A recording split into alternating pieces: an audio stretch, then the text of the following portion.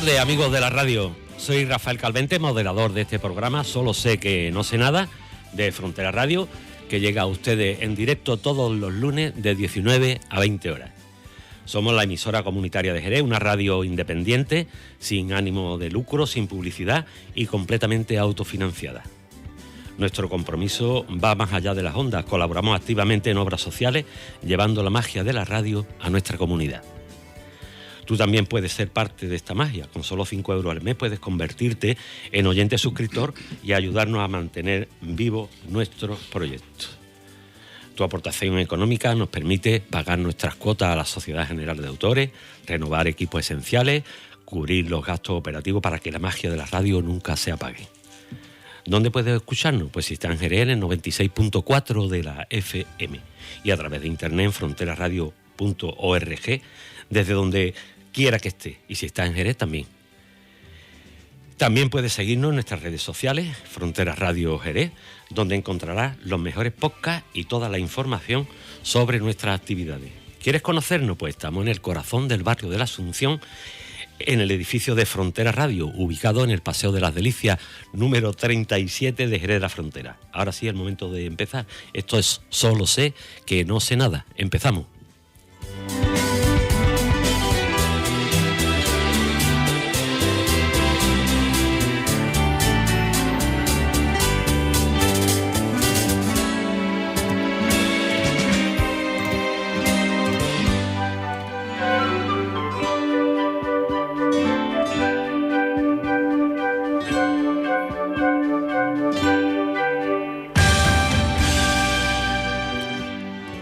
Hay personas cuya vida es en sí misma un servicio.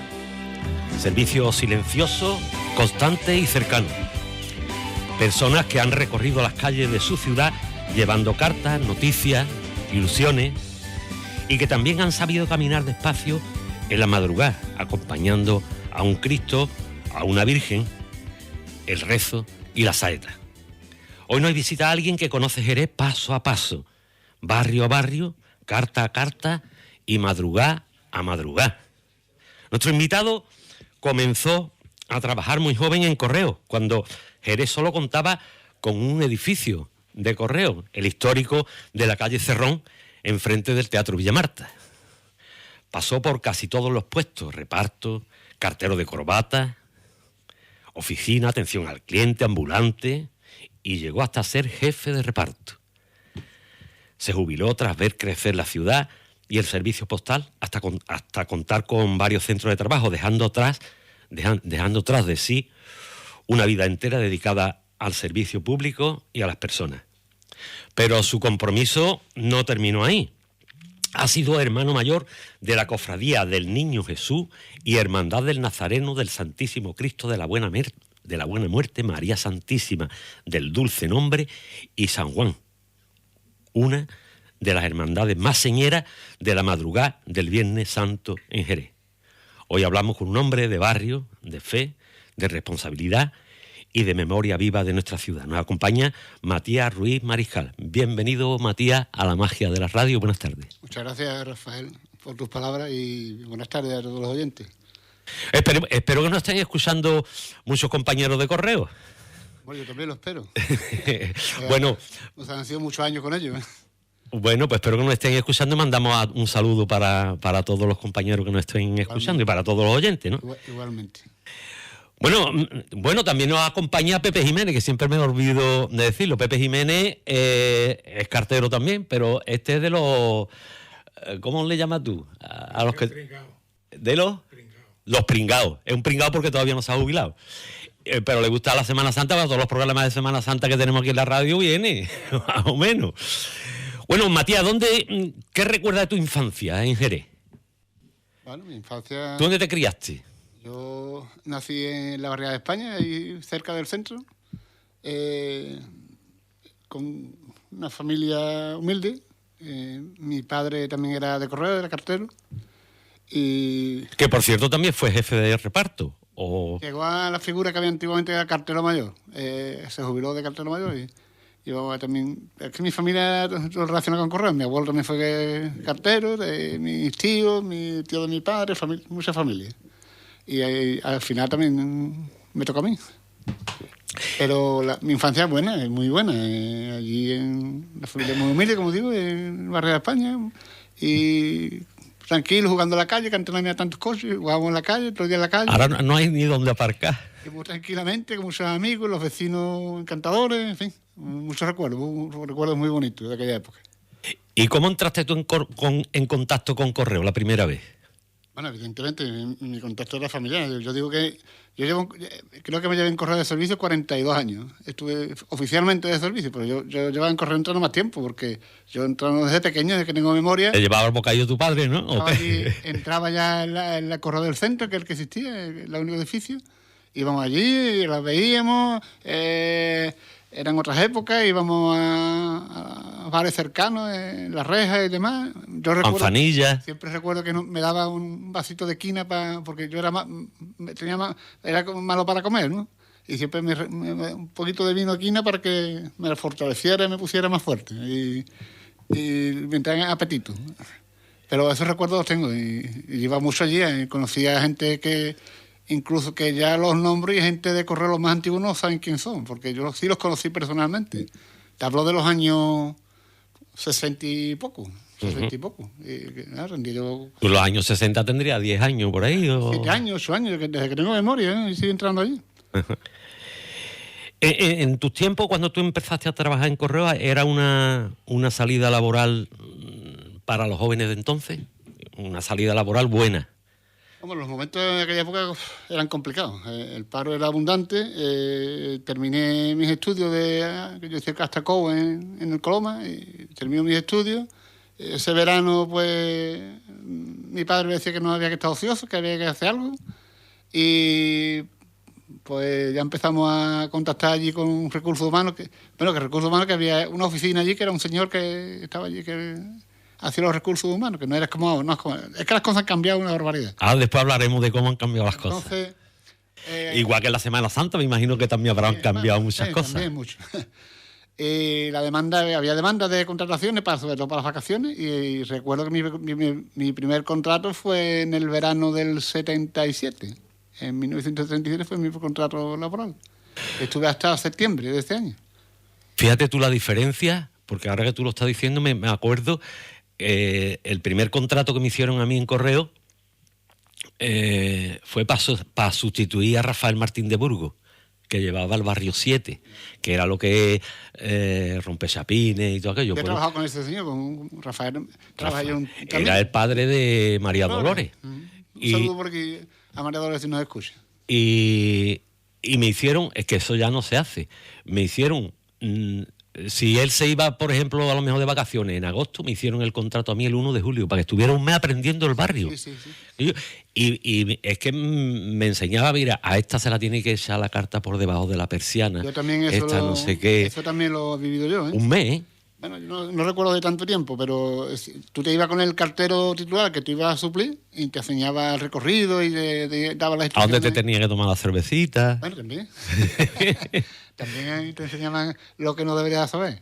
Que cuando tú eres más joven te encuentras con esas cosas y te chocaba un poco, pero en fin. Yo me acuerdo con Rafael, pues a mí me daba miedo entrar por la calle Rompechapines y Doctor Lillo, más que nada por la fama que tenía. Rafael Martín de Burgos era un señor muy serio, un señor súper serio, muy profesional. Y educado. Y el hombre lleva su trabajo con una profesionalidad tremenda. ¿Y tú recuerdas tu primer día de trabajo? No digamos ya de los tiempos anteriores que tú ibas allí porque estaba tu padre, eso, sino el primer día que ya dijimos, ya entra aquí cobrando. Sí, lo recuerdo. Claro, me chocaba muchísimo porque yo no estaba acostumbrado al mundo laboral y yo no entré en reparto, yo entré en lo que se llamaba antiguamente la sala de dirección. La sala de dirección, para los oyentes que no sepan, ¿dónde está el León de Correo? Por dentro había una oficina grande, que todo era manual, se clasificaba la correspondencia por ciudades, hasta una hora determinada que se hacía la salida para el tren postal. Pasaba todos los días por Jerez. Esa era la salida del correo. Se preparaba todo el correo, tanto ordinario como certificado, y se iba preparando. La primera vez que yo vi aquello me desbordó porque era complicado, no era fácil, porque había que saber casi de memoria los lugares de las cartas, el ambiente era de gente mayor, que tú eras muy joven, la gente mayor pues, era diferente. Tenía que saberte también la conducción a la que correspondía a cada ciudad. Los ambulantes, el recorrido de cada ambulante, el ambulante de la costa, el ambulante de la sierra, todo eso lo tenía que ir aprendiendo, yo evidentemente no lo sabía. Y bien, pero el ambiente era bueno y demás, pero claro, muy joven y la gente era un poco mayor. Después la jefatura de aquella época pues era un poco severa, eran gente muy seria que casi había que hacer una instancia para hablar con ellos. Y te miraban como mucha superioridad, ¿no? Entonces, pues claro, eso me chocaba a mí también mucho, ¿no? Y la inocentada de los compañeros. Claro, los compañeros eran gente curtida en miles de batallas, ¿eh? Pero bien, eran gente de gratos recuerdos, todo de gratos recuerdos. No tengo de esa época ningún trauma, ¿eh? Pero tú has repartido carta también. Claro, eso fue mi primera etapa. Es que, como tú habías dicho, es que yo pasaba allí por muchos departamentos. Siempre por necesidad de contratación, porque me contrataban de una cosa o de otra, y me apuntaba a las bolsas de trabajo y los oficiales eran los de trabajo interior, o era de atención al público en ventanilla, o era la sala de aparato en telégrafo, o era... Dependía de dónde te contrataban. Es que te tocaba. En reparto estuve mucho tiempo. ¿Y qué sentiste la primera vez que te pusiste el uniforme? Orgullo. Hombre, es que vengo de una familia postal. Yo, cuando tú me has puesto la publicidad un poco... Bueno, la cariñosa publicidad que tú me has hecho, ¿no? Lo de cartero me gusta mucho. El cartero, esa palabra entraña muchas cosas, muchos sentimientos, mucha vivencia y muchas formas de sentir el correo, porque el correo es algo más que son contacto con personas, las personas, siempre trabajamos con personas, no somos... El correo no es una máquina, somos personas y las personas somos muy volubles, pero a la vez somos... ¿Te han pedido alguna vez que le lea una carta a alguien? Sí. Pero personales, no del banco. Sí. Muchas cartas Es que ahora no hay cartas, pero las cartas eran románticas, algunas con los labios señalados, perfumadas. Las cartas de luto. Con cartas con un ribete... Un ribete negro. Las cartas aéreas que venían del extranjero con el ribete de colores azul y rojo. Y señoras mayores que recibían cartas sobre todo de gente migrante de Barcelona y demás, que decía, hijo... De Alemania. Démela. Yo lo recuerdo una vez que en un patio de vecinos en la Plaza Belén. En la Plaza Belén hay un patio de vecinos allí y una señora me pidió expresamente que le leyera la carta. Yo me emocioné porque le contaban cosas muy particulares y me daba hasta apuro. Pero es lo bonito del servicio, es bonito. Es duro, pero es bonito. Matías, ¿tú recuerdas a alguno de tus primeros compañeros y el primero que te gastó una broma un poquillo? Yo recuerdo muchísimo al ya difunto Casimiro Vila. El Tito Vila. El Tito Vila, que el Tito Vila era nuestro jefe entre comillas, pero era uno más, era un hombre ya mayor. Ese no era de los señores serios que tú estabas diciendo antes, ¿no? No, ese era de nuestra cuerda. Pero los señores estos serios que venían de otro tiempo, y claro, pues cuando tú querías hablar con ellos en el despacho, pues casi que tenía que pedir una solicitud. Y con su crucifijo allí delante, su despacho que impresionaba ya. Crucifijo, su bandera. Su secretaria de filtro, porque tú no podías decirle hola, don Juan, hola, don Felipe. Eso ha ido cambiando, afortunadamente. Pero yo me acuerdo de los primeros compañeros, compañeros también más antiguos, de Camacho, esto me llamaba Camacho, no sé, muchos compañeros. Antonio Bueno estuvo aquí en una entrevista también. Antonio Bueno, que también lo saludo muchas veces por ahí, pero él estuvo más que nada en telégrafo. Pero claro, es que allí el correo en aquella época estaba hay muchos compartimentos, es decir, que reparten una cosa y no se unían, no se mezclaban tanto como ahora es mucho más diverso, ¿no? Además estaba dividido en dos direcciones generales. Estaba correo, estaba la dirección general de correo y la dirección general de telégrafo. Y tenían un jefe. Yo recuerdo la fusión, recuerdo de cuando se fusionaron, que los telegrafistas eran un poquito más No quería decirlo. Nos miraba un poquito más, como si fuéramos nosotros más humildes. Y más del hombro, ¿no? Éramos tan humildes unos como otros, trabajadores que íbamos ya a ganarnos el pan. Pero ellos parecía que como eran más técnicos, pues nos tenían un poquito...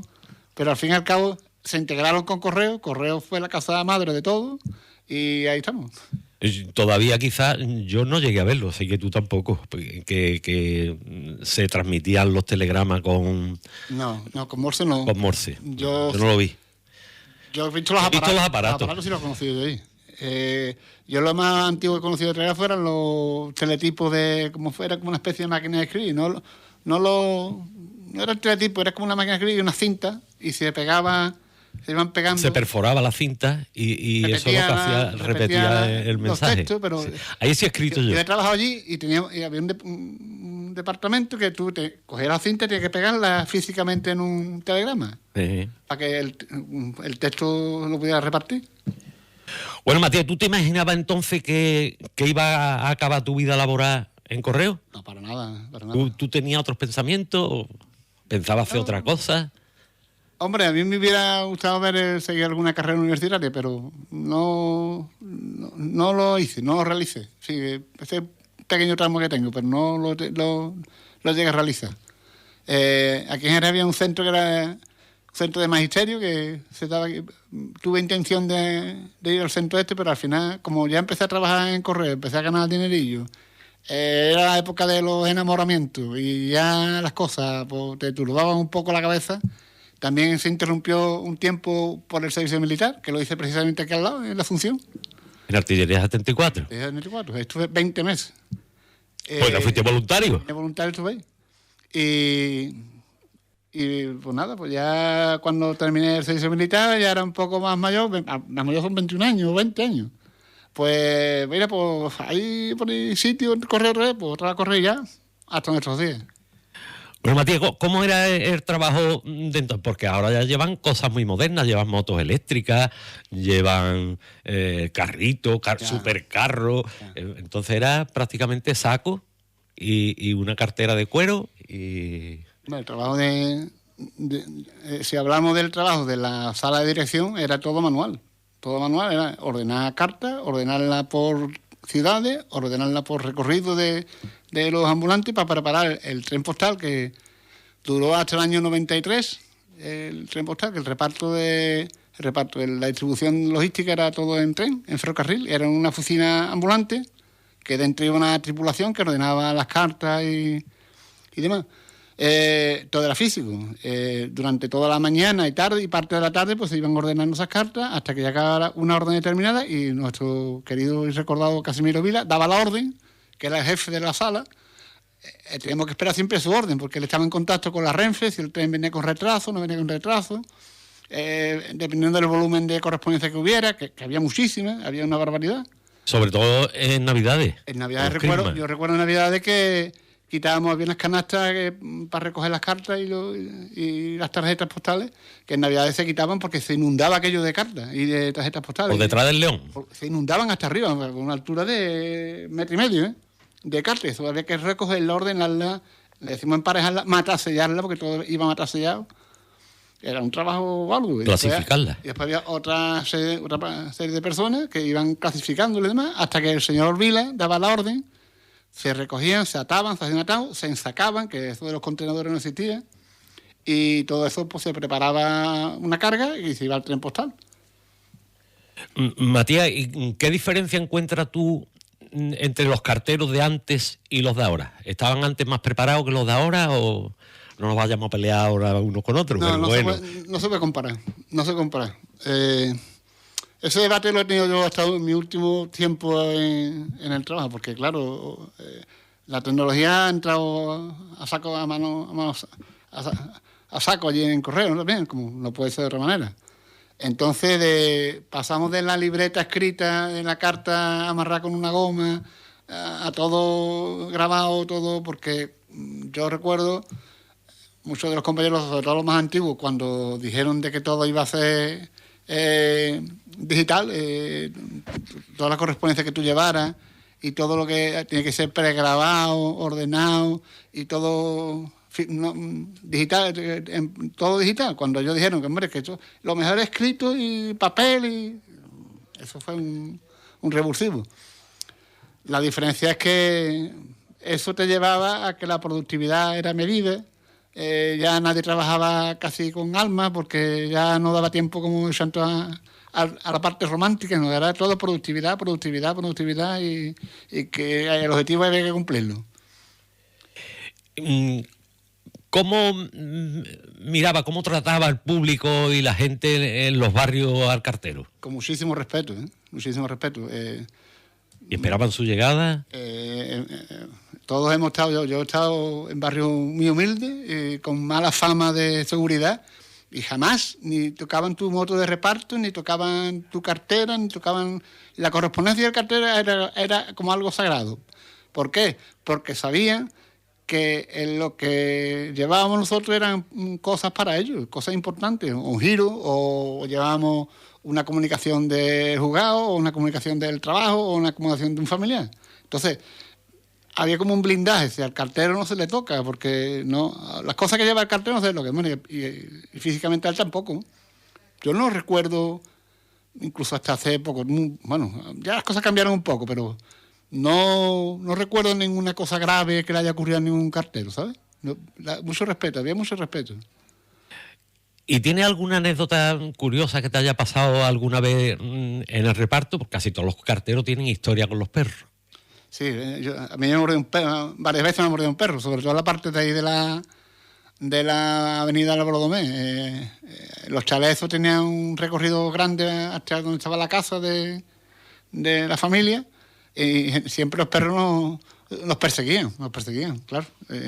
Algunos a veces salíamos con el mordisco en la pantorrilla. A mí me han mordido varias veces. Sí. Incluso me han tirado de la moto.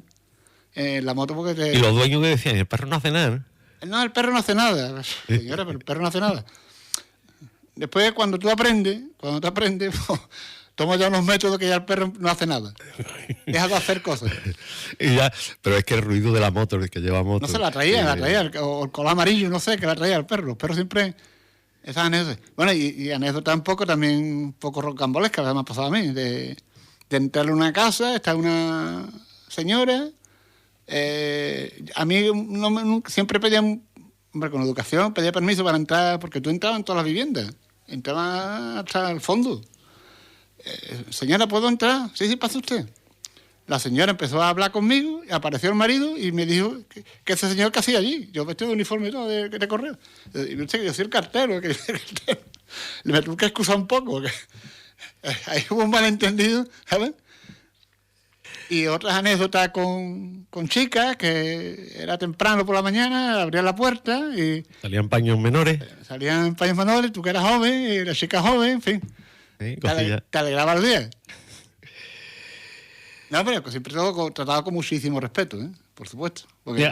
¿Hay alguna historia que, como dijiste antes, que si sentiste un poco de nostalgia y esto, alguna historia que te haya o que te emocione recordar?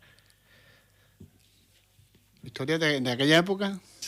¿Qué te haya pasado con el público, con compañeros? Hombre, allí ha habido situaciones como he dicho, que son tantas personas.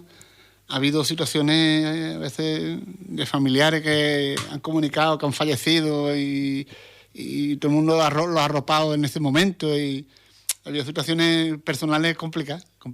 Y de accidentes también con la moto y demás, que hemos ido a recoger gente con accidentes graves. Y afortunadamente, aunque ha habido varios accidentes graves que yo recuerdo, ninguna terminó en una lesión irreparable. No se recuperaron, pero ha habido accidentes importantes, sobre todo en las últimas etapas, porque ya se trabajaba con más estrés. Es que al principio había en Jerez 8 o 10 motos, claro. y llegó un tiempo que había 40, 50, 60 motos. Sí, pero volvemos al principio, se trabajaba más sereno, con más serenidad, con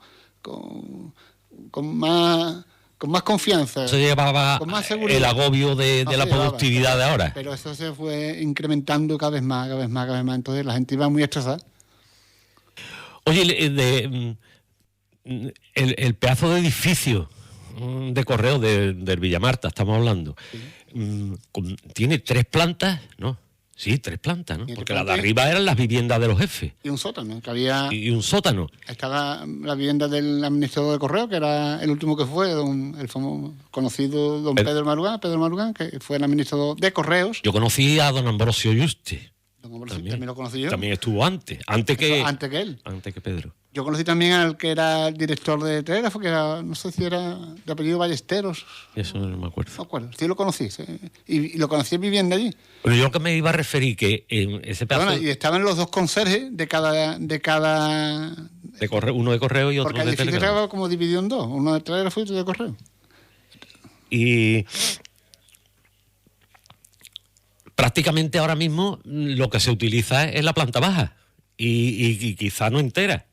Sí, casi entera, pero vamos, que lo que se utiliza es eso. Lo demás está cerrado y no en ruina, pero abandonado. No, en ruina no, el edificio es de calidad, sí. Es bueno.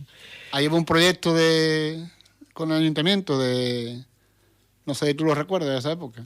El famoso alcalde, don Pedro Pacheco, intentó expropiar el edificio o revertirlo en algo que ayudara con los talleres y ensayos y demás, el Teatro Villa Marta, que el proyecto era hacerlo allí en Correo, en el edificio, que transformarlo. Y en la creencia él de que, como venía también, es que esto es largo de contar, Pacheco venía con la creencia que eso fue un terreno cedido por el ayuntamiento a la Dirección General de Correo. Como pasó con el famoso pabellón postal, que era un terreno cedido por Renfe a Correo, que al final se expropió, y como Correo no tenía propiedad sobre el terreno, pues tuvieron que ceder y derribarlo. Pero el solar, claro, es propiedad de Correo. El solar de Renfe no. No, el de la calle Cerrón. ¿Qué ocurrió? Que cuando se hacen las gestiones y los trámites, la jefatura local tiene una entrevista con él, con don Pedro, con Pedro Pacheco. Y ahí se descubre que, claro, primero él pedía que si los representantes que estaban allí tenían poder de firma, es decir, que tenían poder de decisión. Le dijeron que no, que la decisión la tomaban desde Madrid. Averiguan las cosas, evidentemente salen por registro de propiedad y demás, documentación que dice que ese edificio y ese solar es entera propiedad de la Dirección General de Correo. Así que ahí, si quieren expropiar, tienen que pagar un precio justo o llegar a un acuerdo, claro. Intercambio o algo. Entonces el montante económico no le cuadraba y ya eso se abandonó. Oye, ¿era más difícil tratar con el público de antes o con el de ahora? Con el de ahora. Porque las tecnologías te hacen que tú no tengas ningún margen. Porque tú antes te decían, que la carta, ¿por qué no ha llegado? Que la carta se quedó un poco traspapelada, no sé qué, ya con tu oficio y tu buena forma, te excusaba un poco, siempre respaldando al servicio, ¿no? Evidentemente, pero ahora no hay excusa. Es que yo he visto la carta, la trazabilidad de la carta es esta, y tú me entregas a mí 3 días más tarde. Ahora está todo más controlado. Más controlado y además, volvemos a lo mismo, más estrés laboral, porque tú sabes que no lo está haciendo bien, y si hay alguna reclamación, que tampoco puede haber reclamaciones, porque supuestamente trabajamos a la perfección, como humanos que somos, no trabajamos evidentemente a la perfección. Te exigen que entregues las cosas en plazo, te exigen que fregues con la rapidez estipulada, y te exigen que no haya errores, entonces ni reclamaciones. Entonces la gente es un estrés tremendo. Y el público conoce esa situación y son más exigentes, que también tienen razón y tienen derecho, porque hay más transparencia también. Muchísimo más. Ahora tú entras en internet y tú tienes el código de una carta y sabes dónde está en cada momento. Todo es más transparente, porque yo recuerdo en otras épocas que había muchas incidencias económicas con los compañeros, porque la vida era muy precaria, entonces, pues claro, había mucha necesidad, y entonces pecaban de hacer cosas que no debían de hacer. Entonces, pues, había control, pero un control más pausado, más flexible, ¿no? Más rudimentario, muy rudimentario, claro. El que era un poco más pícaro, pues se da cuenta del fallo del control rudimentario. Entonces, pues por ahí hacía cosas que no debía hacer. Y sí había, actualmente casi imposible hacer ninguna cosa. Ninguna trastamala. Ninguna trastada que no se va, no por nada, sino porque está todo totalmente controlado, desde el principio al fin. Oye, cuando te ascendieron a jefe de reparto, ¿qué sentiste tú en aquel momento? ¿O te lo esperabas o cómo fue aquello? Ni yo lo busqué, y la que yo me encontré fue una losa tremenda, porque ya eran otros tiempos. La verdad que se logró hacer allí un equipo bueno, de casi 50 personas que había allí. Donde estamos hablando ya cuando ya había 2 centros de reparto, claro, o 3, ¿no? Yo llego a la unidad de reparto 2, que es donde estuve yo como responsable. Sería el año 2002 o 3. 2 o 3. Empecé con Sebastián, que era nuestro jefe de reparto. Ya él se jubiló, ya había necesidad de tener una vacante que nadie quería ocupar. Vacante, nadie quería ocupar por la responsabilidad. Entonces, pues, como yo estaba cercano a él, me enseñaba muchas cosas y tomé la decisión. Y era una losa, era una losa importante, porque tú eras el responsable de aquello, que aquello funcionaba todas las mañanas. Yo, anecdóticamente, le contaba siempre, esto es como un barco, y este barco tiene que navegar todas las mañanas. Porque ahí usamos nuestro discurso, nuestra arenga para motivar a la gente. ¿No? Yo decía siempre eso, esto es como un barco, y el barco tiene toda la mañana y tiene que navegar. Está el capitán, está el plumete, está el de la máquina, está todo un equipo. Esto es un equipo que tiene que navegar. Sí. Pero lo malo es que el barco está lleno de boquetes. El barco tiene boquetes por todos lados. Y el barco ni se puede hundir y tiene que llegar al puerto, en su hora y en su plazo. Matías, ¿qué era lo más complicado de dirigir un grupo de... Las personas. Un equipo de gente? Las personas eran... Cada mañana llegaba allí uno con un problema. Tú llevabas los tuyos personales y los demás, los 50 o 40 que había allí, también te transmitían los tuyos personales. Desde que me he enfadado con mi señora, que esta noche el niño está malo, que mi padre se está muriendo, y todo eso lo tenías tú que conjugar para que el barco funcionara, navegara y arrancara por la mañana. Evidentemente, si tú contabas con una plantilla de 30, cuando empezaba a funcionar mejor había 25. Porque 5 habían caído en... Y el barco tenía que salir. Aquello tenía que salir en hora y en forma, porque ya las tecnologías te obligaban a que todo aquello funcionara. Estaba empezando la tecnología ahí. Claro, no podías tú hacer ninguna trampa, no es la palabra. Ninguna gestión como anteriormente. Que también los que veníamos de aquella época había otro tipo de gestión.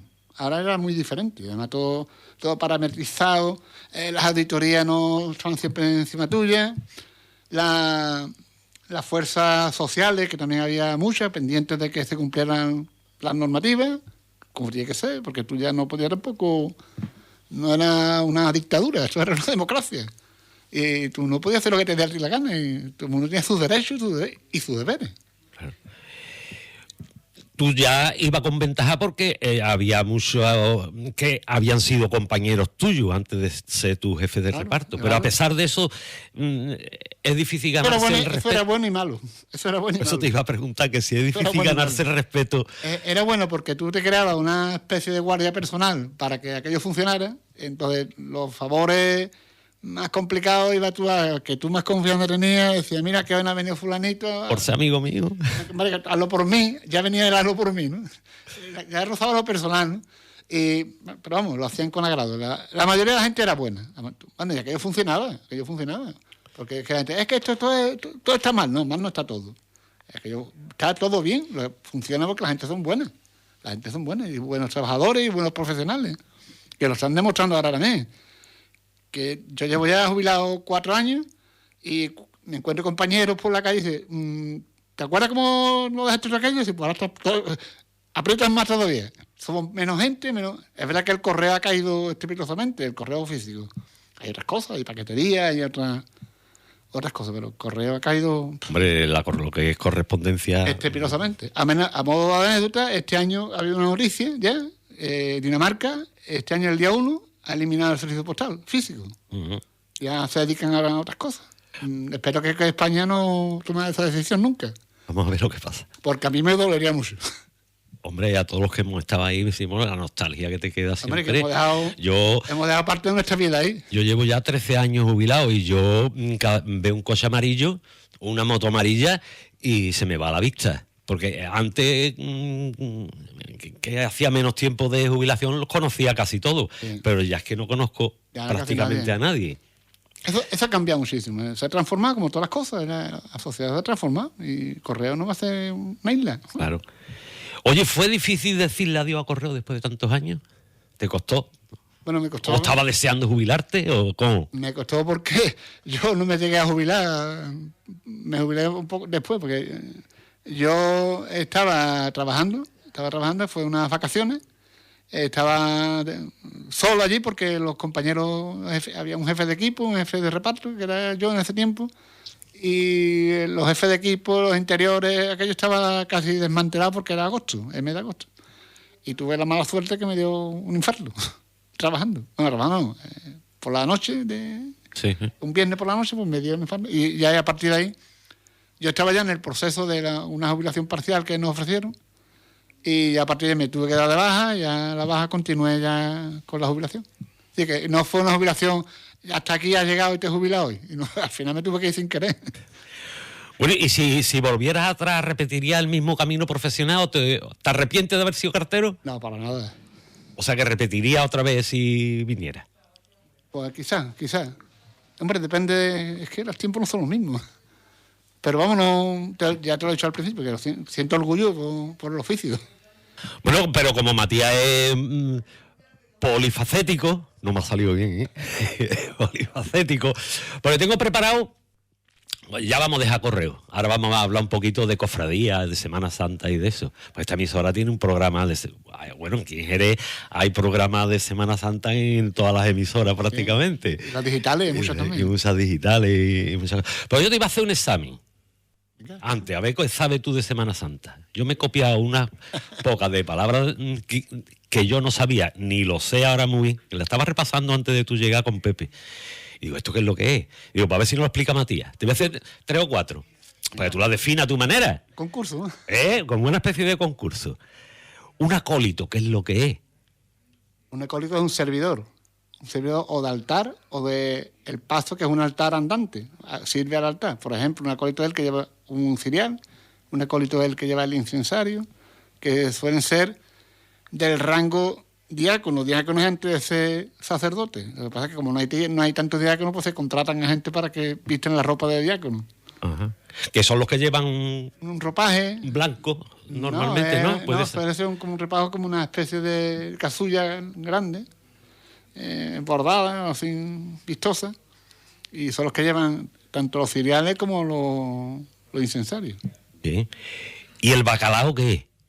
El bacalao. Eso lo he visto, lo he escuchado, pero he leído la definición, pero no me la he traído. Hay dos formas de decir bacalao. Una, el bacalao le dicen a la estructura que llevan los mantos de la Virgen internamente, que lleva una estructura de hierro, para que el manto se apoye ahí, para que se vea el volumen que tiene.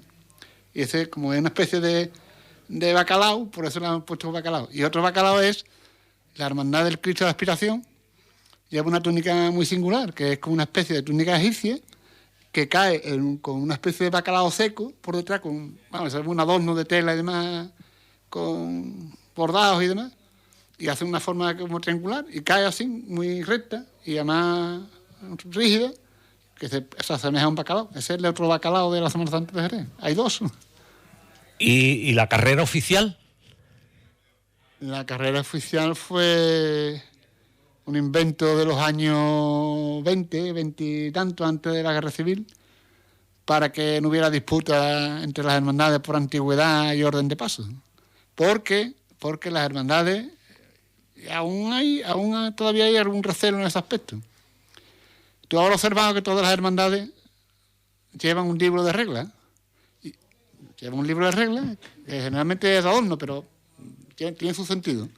Ese libro de reglas lo usaban en los años 20, 30 o más antiguamente, cuando había un cruce de calle con las hermandades que se cruzaban en la calle, pues había una pequeña discusión o una discusión grande. Entonces, con el libro de reglas demostraban, hacían así, lo levantaban y decían qué hermandad era la más antigua que tenía derecho de paso por la calle. Entonces, con ese libro, pues demostraban que era el derecho de paso. Para evitar todos esos conflictos, se crea la Unión de Hermandades.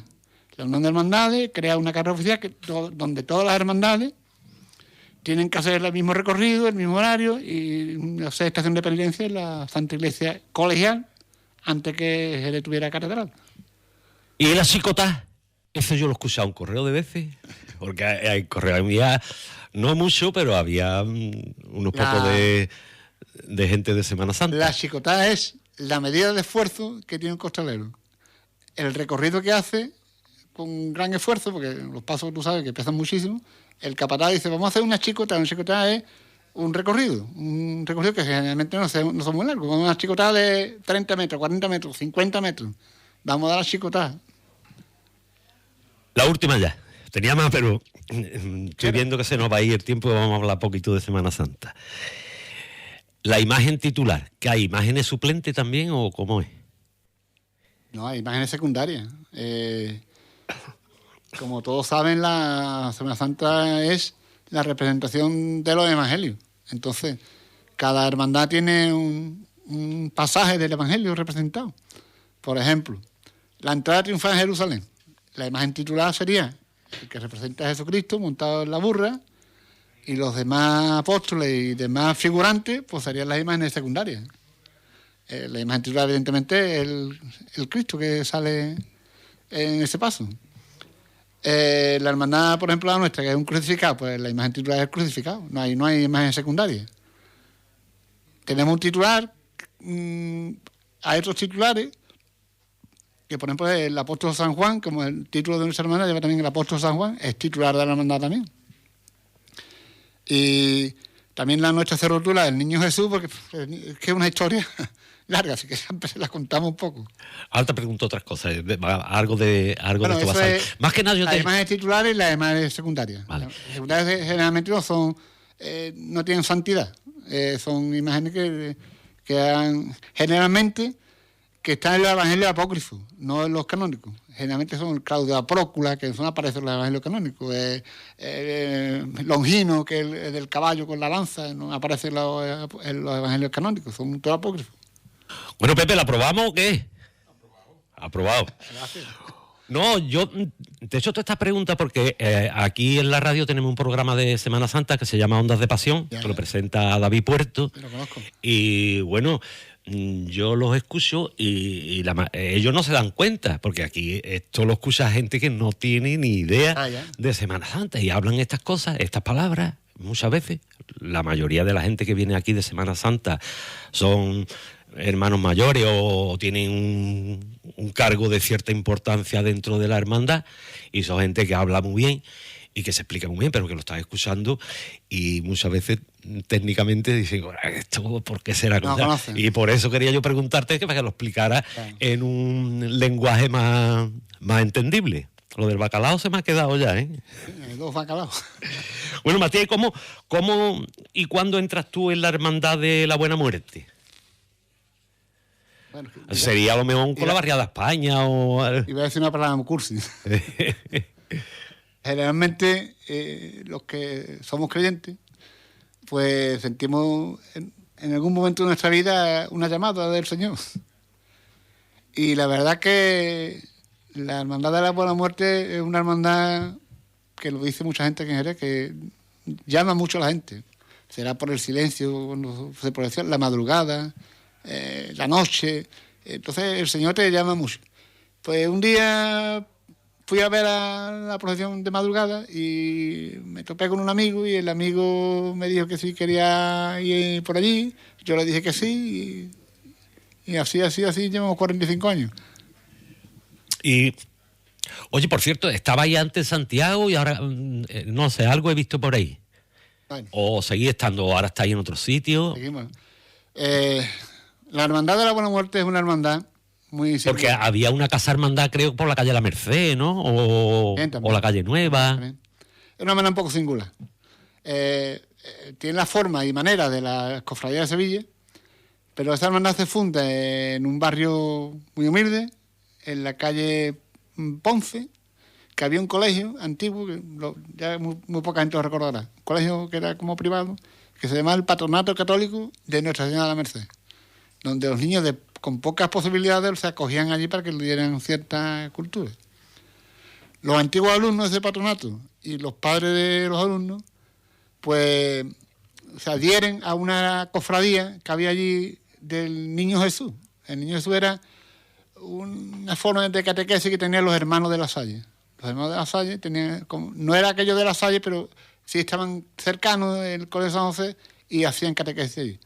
Entonces, el grupo de padres, en los años 56, que se funda la hermandad, pues hacen allí un grupo y el grupo dicen que quieren hacer una hermandad de Semana Santa con un crucificado.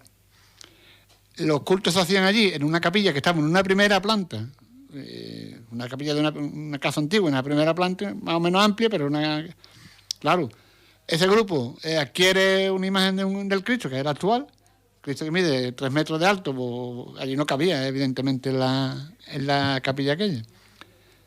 Se aprueba la hermandad ya como tal, se decide el traslado a la iglesia de la Victoria y la hermandad pues ya se traslada a la iglesia que te pidaba más cerca, ¿no? Claro, la iglesia estaba enfrente. La iglesia de la Victoria era más grande, esa iglesia se cortó por temas de ruinas y vendieron una parte para restaurar la que está actualmente, trasladar el retablo hacia adelante. En fin, la iglesia ahora actualmente más pequeña, la antes era más grande. Pasa un poco el tiempo, ocurre eso de la iglesia, entonces la hermandad se ve en la necesidad de trasladarse de allí. Que se traslada en el año 81, se traslada a Santiago, que era su parroquia. Santiago es la parroquia. Sí, porque la Victoria pertenece a Santiago. La Victoria de Santiago. La hermandad, aparte de las sedes canónicas, que son donde radica la hermandad eclesiásticamente, tiene sus sedes propias. O sea, tiene sede en la calle Ponce, sede, hablo, locales, donde los hermanos se reúnen. Nos reunimos allí, y debatimos y hacemos ratos de ocio también.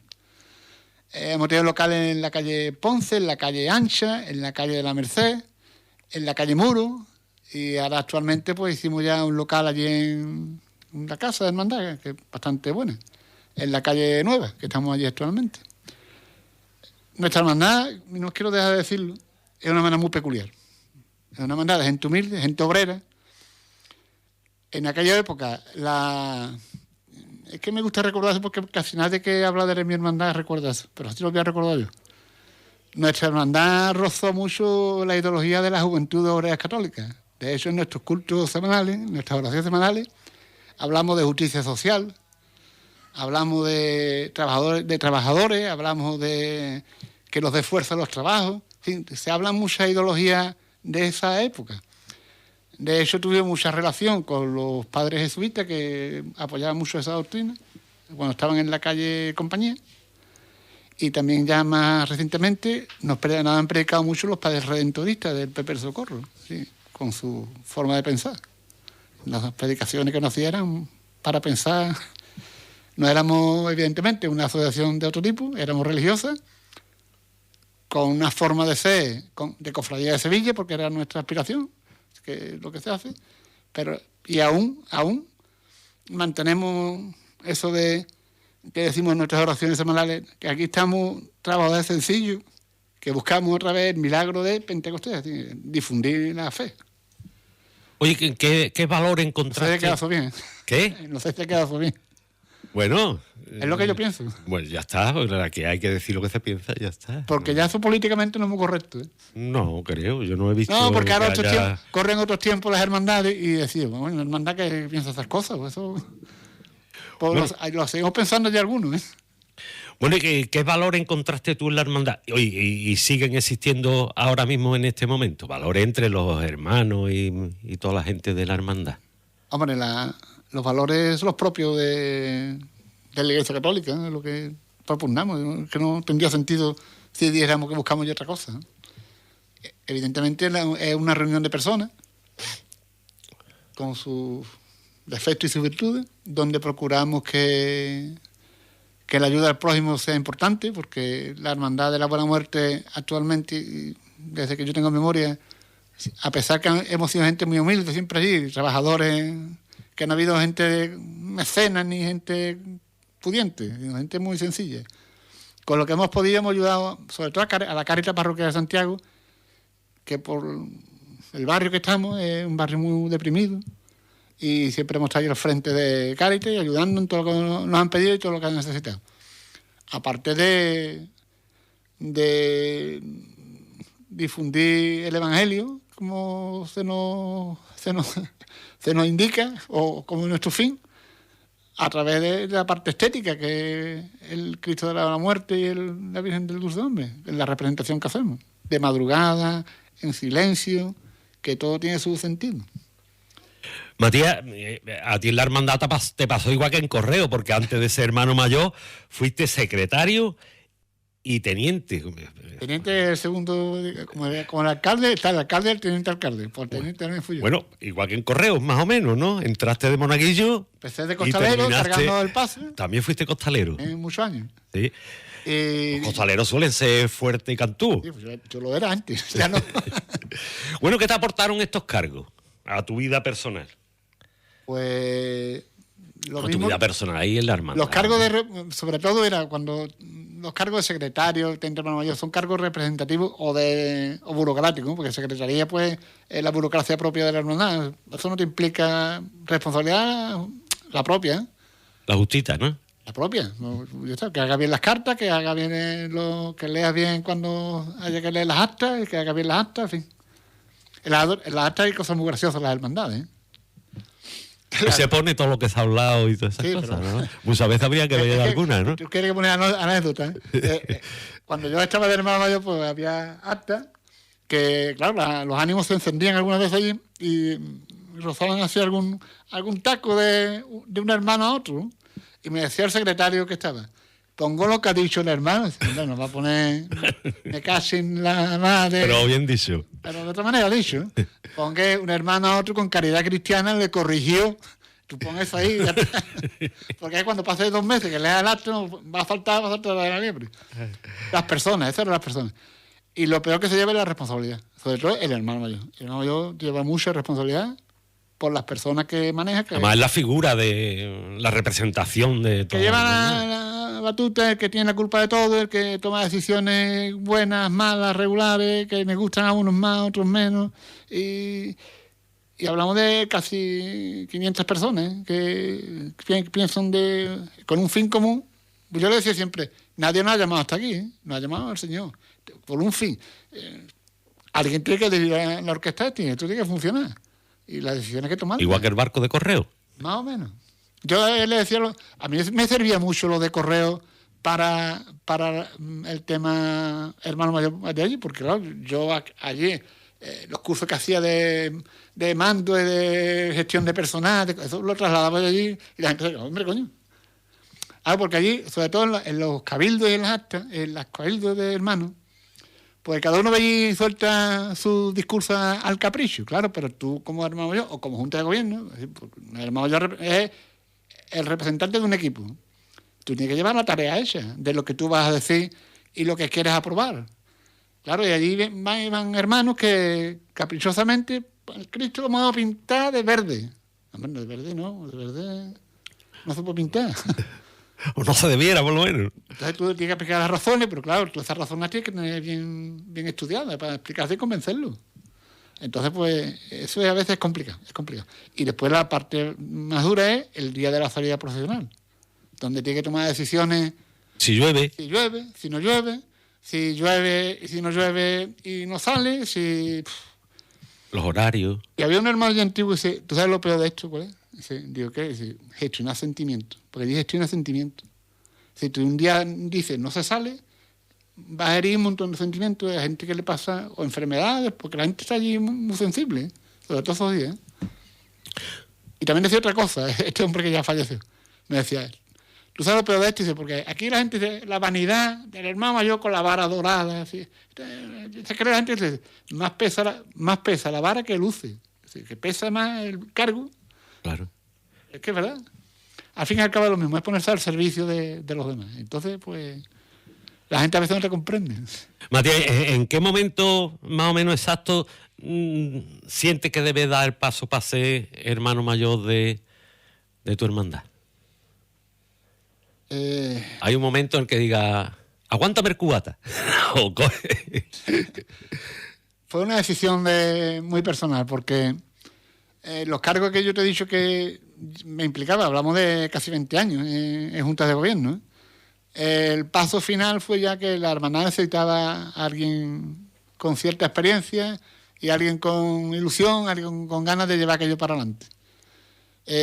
Por temas laborales y temas personales, pues nunca me llegaba el momento. Es decir, los niños eran pequeños, que mi mujer trabajaba también, los horarios, era complicado.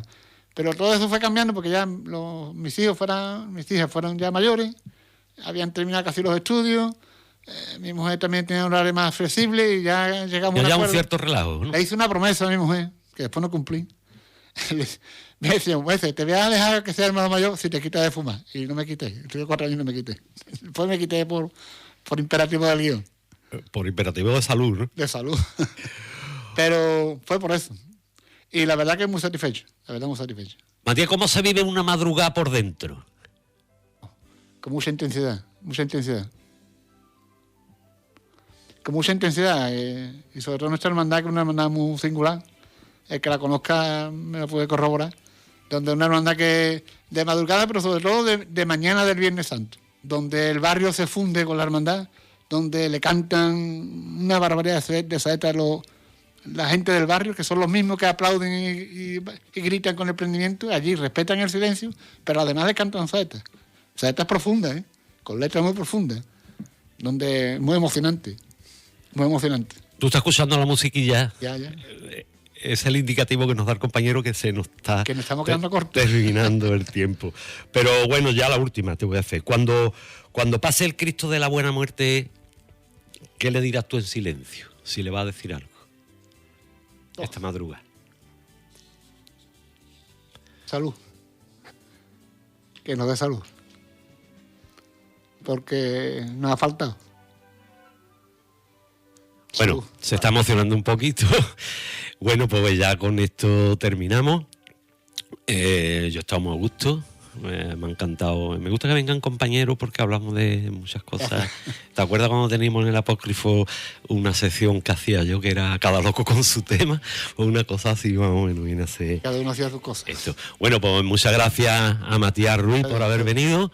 Y nosotros volveremos la semana que viene. La semana que viene vamos a traer a un mago, el mago Mao. Es mago... Igual que esta radio, que es mágica. En la vida también hace falta magia. Eso es. Nada, pues muchas gracias a nuestros oyentes por habernos oído. Y esto es Solo sé que no sé nada. Y seguimos la semana que viene. Buenas tardes. Gracias.